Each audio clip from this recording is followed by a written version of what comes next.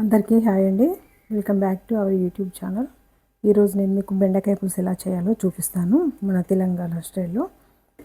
ఇది పావు కేజీ అయితే బెండకాయలండి. వాటికి కావాల్సిన ఇంగ్రీడియంట్స్ పచ్చిమిర్చి ఒక 6-7 తీసుకున్నా అండి. ఒక 2 మీడియం సైజ్ ఆనియన్స్ అయితే తీసుకున్నా, కరివేపాకు, వెల్లుల్లి రెబ్బలు, కొత్తిమీర, టమాటోస్, ఇంకా అల్లం వెల్లుల్లి పేస్ట్, అది మిర్చి పౌడర్, సాల్ట్, ధనియాల పొడి అవి కూడా మనం వేసుకోవాలి. అవి వేసేటప్పుడైతే చూపిస్తానండి. ఇప్పుడైతే మనం స్టవ్ ఆన్ చేసుకుందామండి.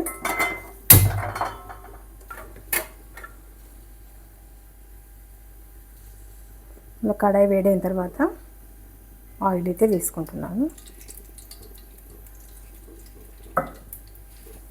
ఇప్పుడైతే నేను వేరుశనగ నూనె వేసానండి. ఆయిల్ అయితే అప్పుడప్పుడు చేంజ్ చేస్తుంటాను కనుక ఇప్పుడైతే నేను పల్లి నూనె వేసుకున్నాను. మనం వాడే స్వీట్ ఆయిల్ అయితే అప్పుడప్పుడు మారుస్తూ ఉండాలటండి. కొద్దిగా మెంతులు వేసుకుంటున్నా,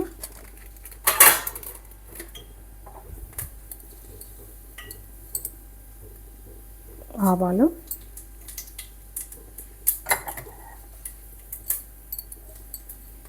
జీలకర్ర,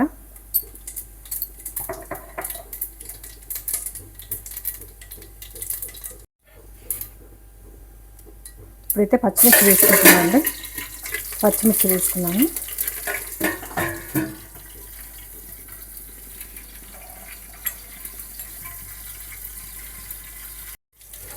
వెల్లుల్లి రెబ్బలు వేసుకుంటున్నాను అండి.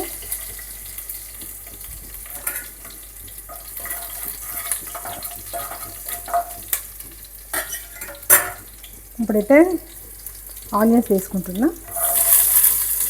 చిన్న మీడియం సైజ్ ఆనియన్స్ అయితే వేసుకున్నా.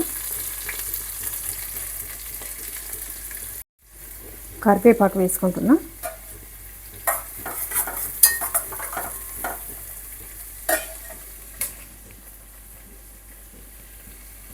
కొద్దిగా కొత్తిమీర కూడా వేసుకున్నా అండి. మళ్ళీ చివరిలో కూడా వేసుకుందాం. ఆనియన్ అయితే కొద్దిగా మగ్గనిద్దాం. ఇప్పుడైతే పోపులోనే జీలకర్ర మెంతుల పొడి వేసుకుంటున్నాం. ఇది పులుపు కనుక జీలకర్ర మెంతి పొడి అయితే కంపల్సరీగా వేస్తాను నేనైతే.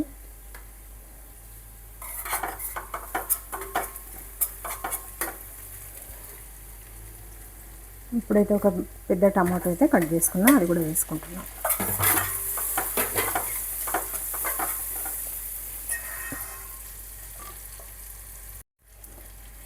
పసుపు వేసుకుంటున్నా. టమాటో వేయకముందే వేయాలండి, కాకపోతే మర్చిపోయి టమాటో వేసాను. పసుపు వేసుకున్నా. అల్లం వెల్లుల్లి పేస్ట్ వేసుకున్నాం. టమాటో అయితే వేయకముందే అల్లం వెల్లుల్లి పేస్ట్ మరియు పసుపు అయితే వేసుకోవాలి. ఒకటే టమాటో కనుక ఏం కాదు, కానీ ముందే అయితే వేసుకోవాలి.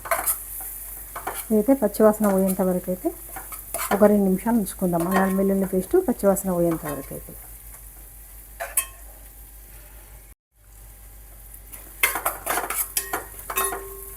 ఇప్పుడైతే బెండకాయ ముక్కలు వేసుకుందామండి.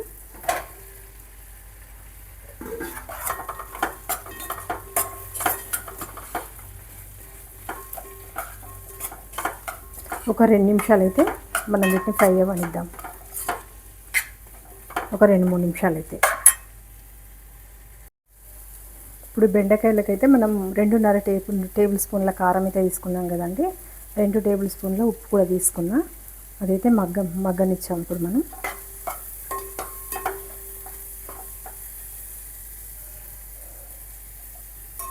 ఇప్పుడైతే మనం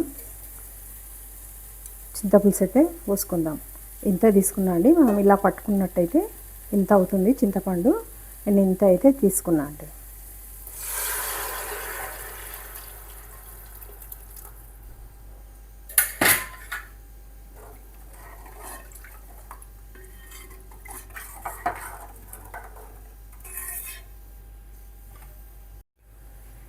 ఇప్పుడైతే మనం పులుపు సరిపోయిందో చూద్దాము. ఉప్పు కారం కరెక్ట్ ఉందో చూద్దాం.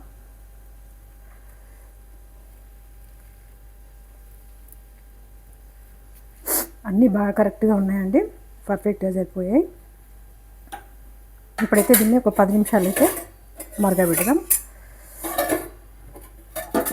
ఇప్పుడైతే మూత పెట్టుకుందాం.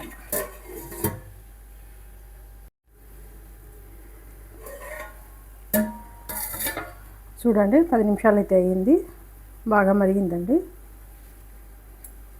ఇప్పుడైతే కొద్దిగా ధనియాల పొడి వేసుకుంటున్నా.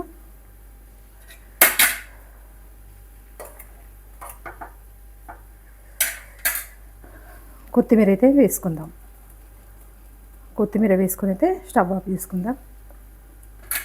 ఈ పులుపులోనైతే మనం సాంబార్ చేసిన బెండకాయ పులుసు చేసినా కూడా అంతే, జీలకర్ర మెంతుల పొడి అయితే కంపల్సరీ వేసుకోవాలండి. పులుపు కనుక అంత పులుపు అయితే కొద్దిగా తగ్గిపోతుంది కనుక వేసుకోవాలి. మీకైతే నచ్చింది అనుకుంటున్నానండి.